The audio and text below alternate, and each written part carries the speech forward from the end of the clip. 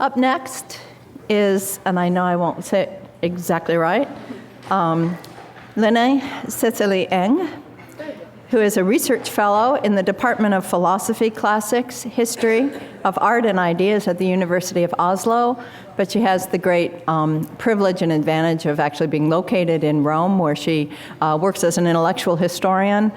And she will be speaking with us about seeing and knowing with the Bride of Christ, how a metaphor shaped thought and action in the Middle Ages.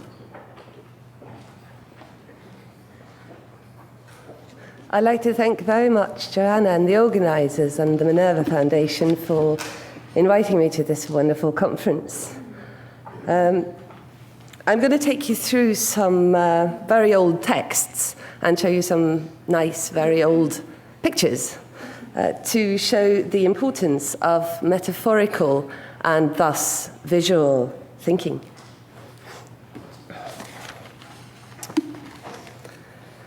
Once upon a time, more precisely in the Middle Ages, sometime between the breakdown of the Western Roman Empire in the 5th and 6th century and the period of the Great Gregorian church reforms in the High Middle Ages, there emerged a metaphor which came to determine people's thought and action. This is the Bride of Christ. And here she is. This is from a 12th century manuscript. Well, we may call her that, a metaphor, or a personification, or a symbol, or a trope, or an allegory. But it doesn't quite capture her force and richness. In the Middle Ages, the bride sanctioned and underpinned thinking on redemption, both collective and individual redemption, and on law and power relations, and on politics. We no longer quite recognize the power this metaphor once had. If it's still used today, it's become a frozen rhetorical figure, nothing like the glory days. So who was she then, the Bride of Christ? Well, the bride was connected with one biblical text in particular, namely the Song of Songs. And in fact, here we see an illuminated O, an initial O, from the opening verse of the Song of Songs, Os skoletor, let him kiss me. In medieval exegesis, there developed two interrelated strands of interpretations of the bride. Primarily, she is the church, that is, ecclesia. Secondarily, she is the soul, anima. As anima, the bride became highly eroticized. On the right here, we see a miniature showing the soul receiving her divine lover, that's Christ, into the mystical marriage bed. So this is a visualization of the ecstasy of divine union. Hadewich, a nun writing in the 1220s, describes a vision she had during Mass that culminates in a beautiful description of what appears to be an orgasm. Then Christ gave himself to me in the shape of the sacrament, in its outward form, as the custom is. And then he gave me to drink from the chalice. After that, he came himself to me, took me entirely in his arms, and pressed me to him. And all my members felt his in full felicity, in accordance with the desire in my heart and my humanity. So I was outwardly satisfied and fully transported. And then, for a short while, I had the strength to bear this, but soon, after a short time, I lost that manly beauty outwardly in the sight of his form. I saw him completely come to naught, and so fade and all at once dissolve, that I could no longer recognize or perceive him outside me, and I could no longer distinguish him within me. Then it was to me as if we were one without difference. Catherine of Siena, a female mystic of the 14th century, whom we see here in white in the painting, had a vision where she married Christ with what she had herself described as a ring of skin, namely baby Jesus' foreskin. In a letter to a nun in Pisa, Catherine wrote, "You see very well that you are a bride and that he has espoused you and everyone else, and not with a ring of silver, but with a ring of his own flesh. Look at that tender little child who on the 8th day, when he was circumcised, gave up just so much flesh as to make a tiny circlet of a ring." Now, to modern sensibilities, bridal mysticism, with its accompanying images of erotic arousal, kisses and embraces, seems oddly, even disconcertingly, fleshly and sexualized. It's just too physical, too visual. We moderns are particularly bemused when, as it happened, individual male believers envisioned themselves as brides too. This is just way too visual, even for the Middle Ages. The most famous case is the Cistercian abbot Bernard of Clairvaux, who in his sermons on the Song of Songs represents himself as fecund and lovesick bride, yearning for her or his bridegroom, Christ. Here we see a Spanish Baroque painting, quite suggestive. Bernard passes beyond the notion of a mere vision of God, seeing God face to face, to imagining himself as kissing God mouth to mouth. And then finally, after many prayers and tears, we might, perhaps, dare to raise our eyes to his glorious mouth, not merely to look upon him, but even, I say it with fear and trembling, to kiss him. At this point, Bernard, as bride, cries out to the bridegroom, "Suffused in the fullness of your light, in the fervor of my spirit, let me approach your mouth, your kiss, fill me with the joy of your presence." In the interpretation of the bride as church, as ecclesia as opposed to anima, the bride absorbed the main features of Virgin Mary, both virginal and fecund. In this 12th century manuscript, the bride embodies both church and Mary, whom we see here then kissing and marrying her son. Here we must remember that the bride, by her very nature, is a liminal figure, positioned temporally and socially on the threshold between virginity and motherhood. As a figure of liminality, the bride absorbs, like a sponge, the related figures of virgin and mother. Thus, we find the designation of the church as paradoxical mother virgin, which was developed in patristic writing. This is Ambrose.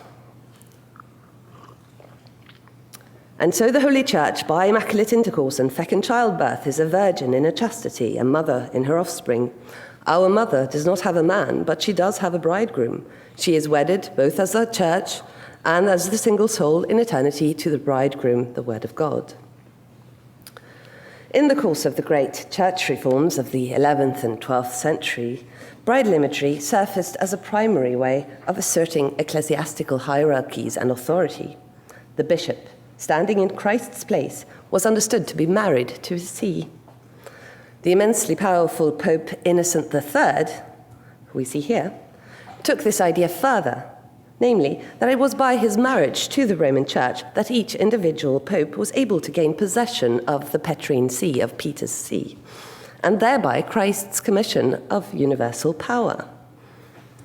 And here she is. Here's the Pope's bride. This is the Roman Church personified.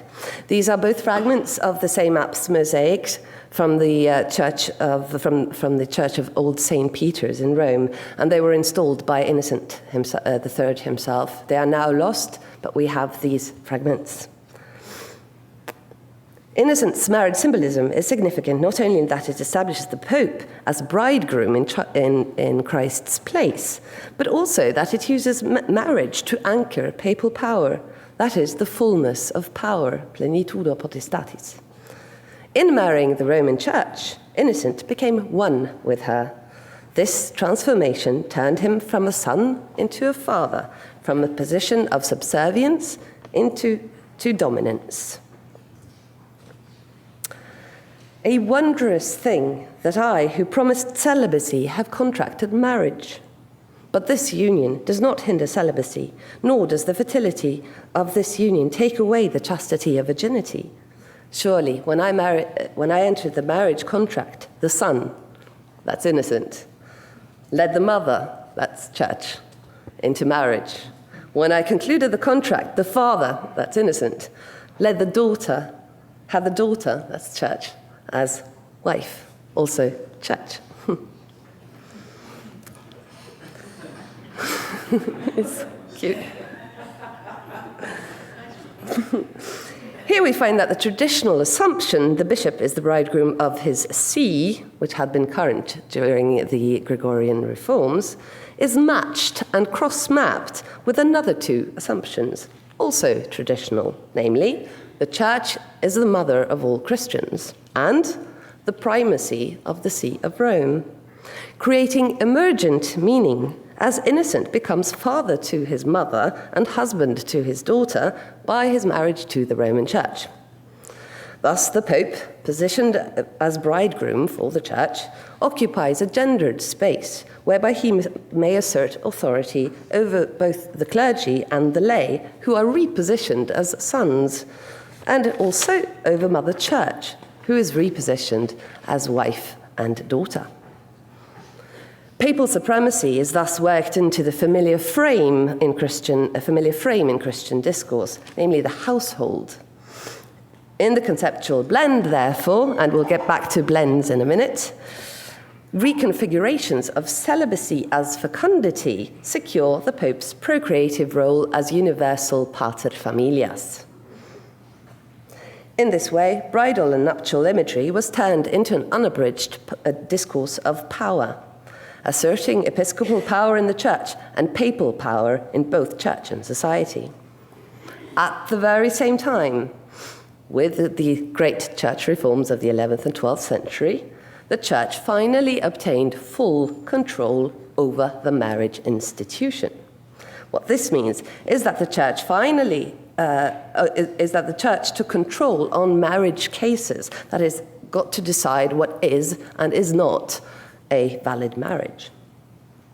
Again, at the very same time, marriage became officially a sacrament. We have thus a convergence of, firstly, an ever more emphatic use of marriage symbolism, both political and religious, and secondly, the emergence of a new groundwork for marriage, both as theory and praxis.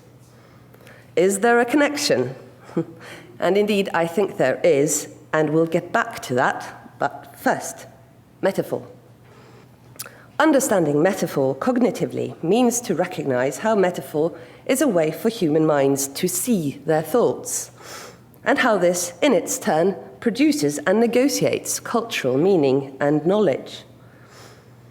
Lately, metaphor scholarship is prospering in the fruitful clinch between studies on classical and medieval rhetoric and epistemology on the one hand, and cognitive studies on the other.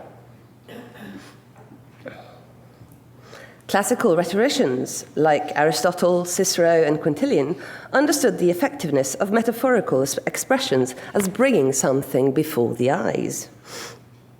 Creating a mental vision makes an idea visible to the audience and is therefore an effective tool in persuasion. Monastic rhetoric in the Middle Ages also emphasizes mental images and can be seen to represent a spiritualized and Christianized reinterpretation of classical rhetoric.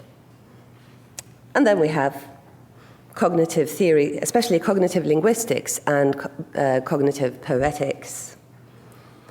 In their book, Metaphors We Live By, from 1980, Lakoff and Johnson echo Aristotle's description of metaphor as carrying over, although they argue that what's being carried over from the metaphor's source domain to the metaphor's target domain are concepts rather than mere words.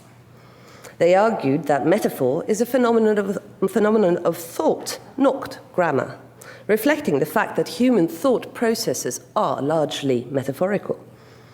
Since then, cognitive linguistics has become even more convinced of the depth of image-based perception and visual cognition in humans.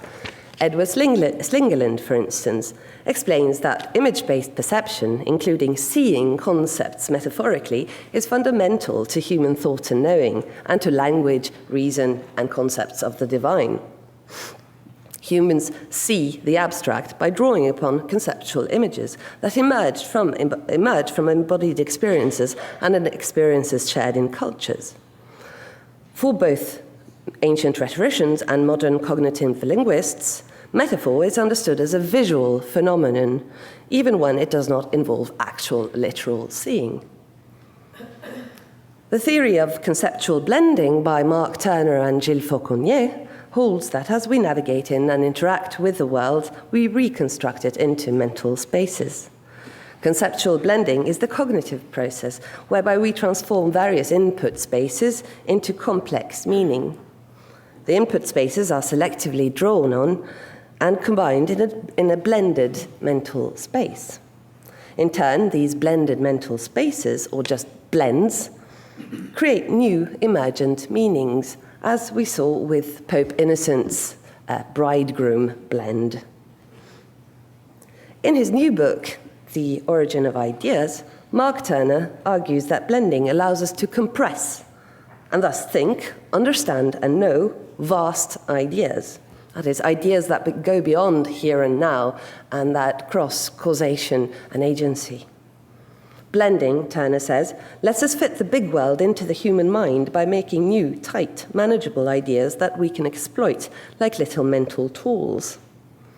A blend, then, is an anchor for a vast web of thought. This is Lichfield Cathedral, by the way, in the UK. In the Middle Ages, compression and visualization of vast ideas took place in ceremony, liturgy, and other ritual performances. But activation of cognitive images went much further than that. As Mary Carruthers has argued, images inherent in meditation and ornamentation served essential functions of cogitation in medieval intellectual life. In medieval theories of representation, images, tangible and non-tangible, did not merely convey theological or didactic ends. Rather, they were thinking machines, directing thought and devotion visually. Carruthers writes, "The emphasis upon the need for human beings to see their thoughts in their minds as organized schemata of images or pictures, and then to use these for further thinking, is a striking and continuous feature of medieval monastic rhetoric, with significant interest for our own contemporary understanding of the role of images in thinking." Bridal imagery thrived in monastic devotion. Monastic learning, with its Platonizing emphasis on the epistemological function of seeing, favored complex, imaginative, and emotionally charged metaphors rather than dry and technical language. Yet, even as the bride crept over the cloister walls and permeated other parts of society, she lost nothing of her imagistic and visual power.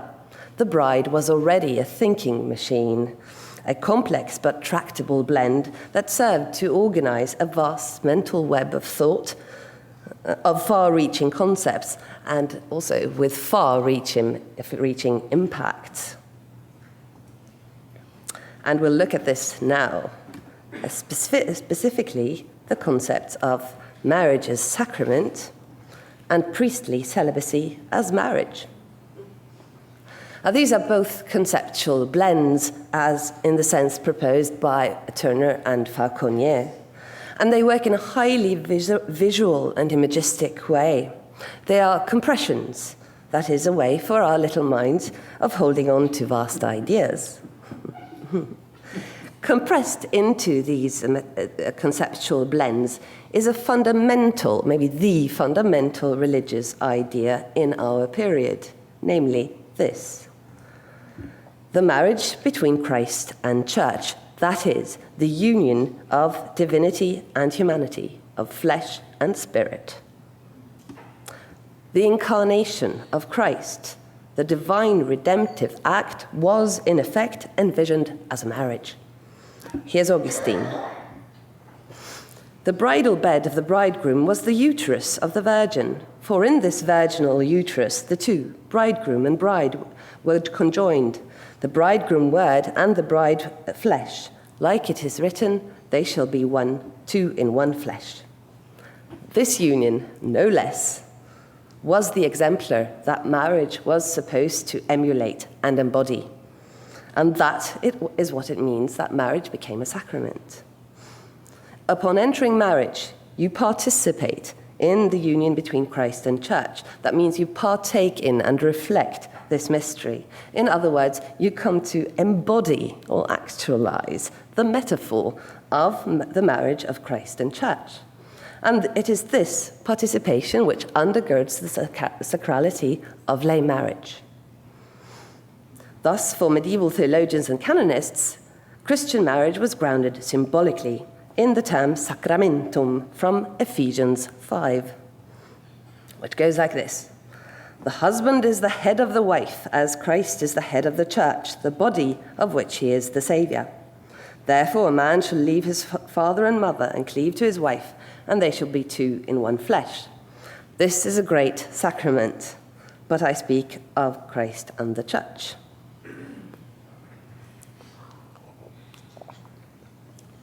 This is a man marrying a woman in a 14th, 15th century French manuscript illustration. So, since a marriage between two baptized Christians symbolizes, that is, reflects and partakes in the holy and perpetual union between Christ and church, this marriage bond, this one here, must be indissoluble. And indissolubility means no remarriage, at least not as long as the other partner is still alive. As marriage became a sacrament, this is exactly what happened. Marriage became indissoluble in canon law, in church law, thus creating the historically unique blend or combination of monogamy and indissolubility. We know of no other society which has practiced that.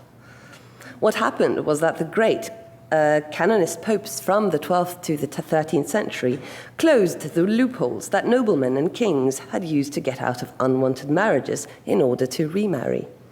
In practice, it meant that an annulment of a sexually consummated marriage became next to impossible. My point is, metaphor, symbolism, imagery was not an afterthought or playful decoration. It was an essential element in determining marriage. But marriage laws regulated not just the lives of lay people, that is, those in medieval society who married and had children, but also the lives of the clergy or churchmen, that is, those in medieval society who were celibate. Here we see the ordination of a priest in this manuscript. Imposition of clerical celibacy was forcefully promoted during the church reforms of the 11th and 12th century. Before that, it had been common enough that priests were married, but they weren't supposed to have sex with their wives, though. Okay, rules. Clerical celibacy required that a man be unmarried or a widower to take holy orders, that is, become bishop, priest, deacon, subdeacon. Again, it's the impact of metaphor. For a priest to have a carnal wife would mean adultery, insofar as entering priesthood was construed as entering a marriage with a particular church. The rules that regulated ordination of widowers into the priesthood were based on this kind of metaphorical reasoning. They are the so-called bigamy rules, that is, rules on remarriage. According to the bigamy rules, a man who had been married to a widow cannot be ordained priest. But had she been a virgin at their entry into marriage, then he could have. And again, a man who had been made a widower twice could not become a priest, not even if both wives had been virgins. So what kind of rules are these? And I should add, it was completely legitimate to remarry at the death of a spouse. There's no moral problem with that. In fact, the problem is not moral, but metaphorical. For these rules touch upon the underlying sacramental symbolism, namely the marriage between Christ and church. If a man had been married twice, or married to a woman who had been married twice, then sacramental symbolism is lacking, and so his union could not signify Christ's union with the church. namely two in one undivided flesh. This is an argument from Peter Damian, that fierce church reformer of the 11th century, turned into law in the 13th century by the great canonist Hostiensis. Damian writes this: "For just like Christ is the husband of one bride, that is, the whole Holy Church, who undoubtedly is a virgin because she keeps her faith inviolably intact," notice the metaphorical reasoning here, "just so every priest is required to be the husband of just one wife, so that he can be seen to display the image of the highest bridegroom." In 1206, the metaphorical inferences inherent in these rules actually solved a concrete case. It was a case ruled on by Innocent III, Pope Innocent III, so him again. He keeps popping up in the history of marriage and marriage symbolism. Okay, this ruling was incorporated into the canon law compilation of 1234 and remained in force until 1917. Okay, a man married a widow who had never had sex with her first husband. She comes to him a virgin and dies before him. The question is, can he become a priest, or is he bound by the bigamy rule, the rule on remarriage? This is the ruling. There are two things in marriage: the consent of minds and the intercourse of bodies. The former signifies the love in spirit between God and the just soul. The latter signifies the conformity of flesh between Christ and church. Therefore, a marriage which is not consummated by the intercourse of bodies is not suited to signify the marriage which was contracted between Christ and the church by the mystery of the incarnation. And here he cites Ephesians 5:31-32, that they shall be two in one flesh, and that this is a great sacrament, but I speak of Christ and the church, and then he rules. Therefore, a man who marries a woman who has been married to another man without ever sleeping with him should not on this account be prevented from being elevated to the priesthood, since the woman did not divide her flesh into more than one part, and he did not do so either. Now, this is an entirely imagistic reasoning. The image works causally. The metaphor is not offered as an explication, but as the reason for the verdict. The present decretal also had important implications for the rules on sexual consummation. It states that a non-consummated marriage symbolizes the marriage of Christ and soul, so marriage symbolism, which we spoke of initially. Whereas a consummated marriage symbolizes the marriage of Christ and church. They are both valid and indissoluble, but the second, the consummated, is more indissoluble than the first. In practice, this means that annulments were given only to non-consummated marriages, only at the discretion of the Pope, and only if either party decided to take monastic vows. This was basically the only way out of marriage, except death. Bridging the visible and the invisible. And here, keywords are blending, compression, and embodiment. In medieval understanding, a wedding between a carnal man and a woman is but a bleak reflection of a higher reality, the heavenly nuptials between church and Christ. We might say that with medieval marriage, the spiritual meaning, that is, union between Christ and church or soul, influenced the literal meaning, that is, marriage between a man and a woman. Or in terms of conceptual metaphor theory, we can say, with medieval marriage, the target domain is projected onto the source domain, instead of the other way around. In other words, imagery influenced reality. The advantage of conceptual blending is that it can account for projections moving back and forth between multiple mental spaces. And this is the model here. This is Turner and Falconier's conceptual integration network. This is very simplified. We have a generic space up here. Oh, where's the arrow? Up here, yeah.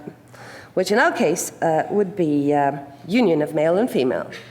And then we have, input spaces, one there, that came up already, marriage between a man and a woman, and spiritual union between Christ and church or soul, resulting in a blended space.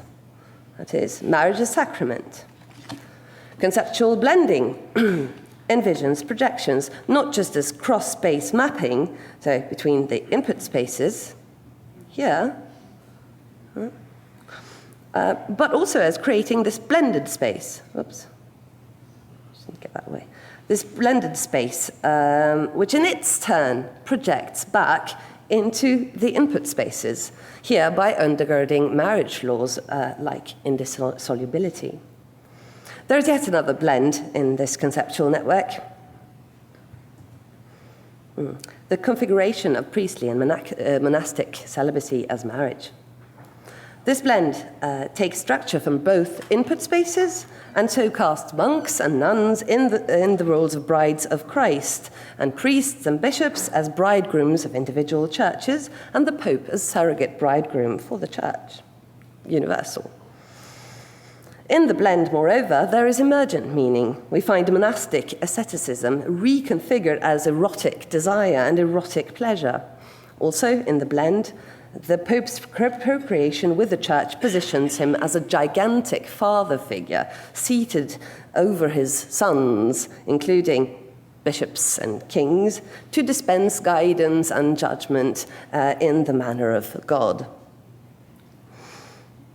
In this way, such diverse cultural and social spheres as clerical celibacy, papal politics, monastic mysticism, regulation of marriage, discourse on body and gender are drawn into the same blended space, held together by generic ideas on union and procreation. But there's more. In the blended space, we find that embodiment allows for compression and visualization of the abstract, namely this, the marriage between Christ and church, which is, namely, the abstract theological, philosophical problem of the relation between the human and divine, of spirit and flesh, or, in more modern terms, mind and matter. In the blend, and only in the blend, do the figures related with bridal imagery, bride, bridegroom, father, mother, and offspring, come tumbling out of the symbolic order and attach themselves to particular bodies. For instance, the Pope's body, or a virgin's body, or a woman's body at her wedding. The Pope, as embodied bridegroom, becomes, so to speak, a living allegory, an embodied metaphor. Just as the bridal couple becomes a living metaphor, a visualization and embodiment of the union between Christ and church. You can see them, touch them. They bridge the invisible and the visible. But then, of course, we should keep in mind that embodiment, that is the incarnation, that is bridging of spirit and flesh, mind and matter, the visible and invisible, was the pervasive cultural assumption in medieval discourse, the word that became flesh in the womb of a virgin.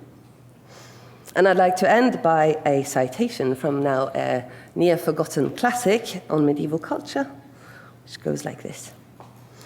Late medieval thought frequently moves living thought from the abstract in the direction of the pictorial, as if the whole of intellectual life sought concrete expression, as if the notion of gold was immediately minted into coin.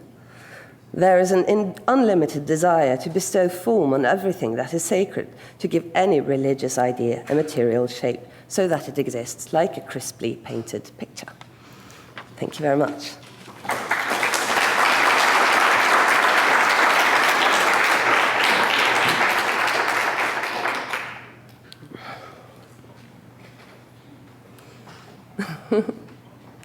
Philip.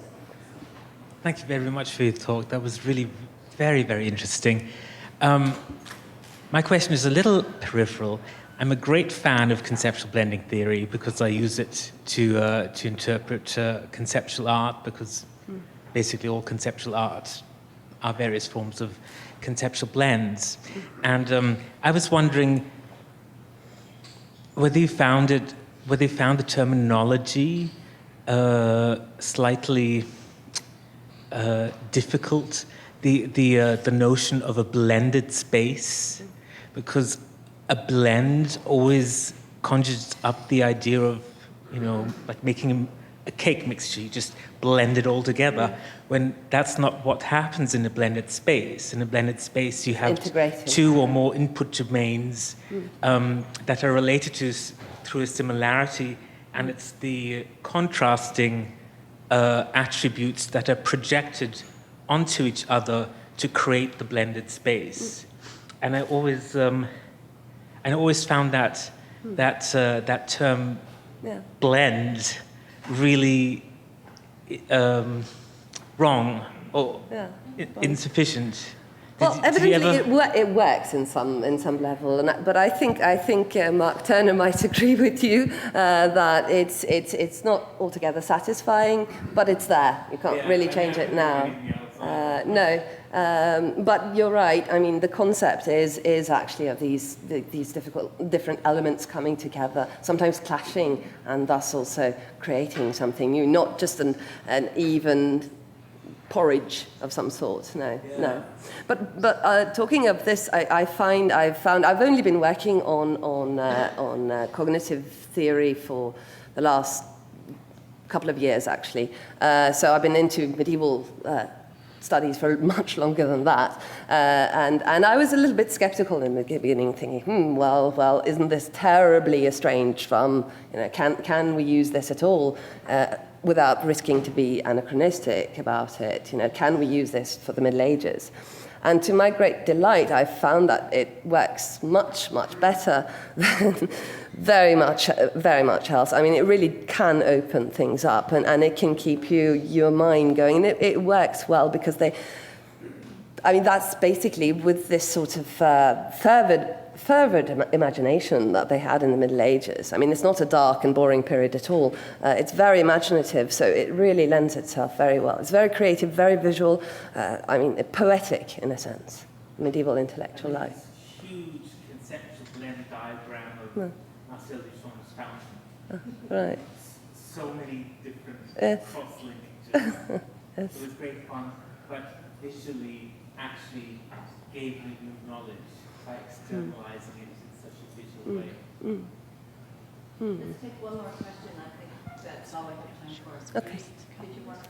Yeah, this was actually just a terminological comment. If you don't like the term blend, conceptual integration is entirely equivalent to blending. And the French translation, I should say translation, because Fauconnier originated it.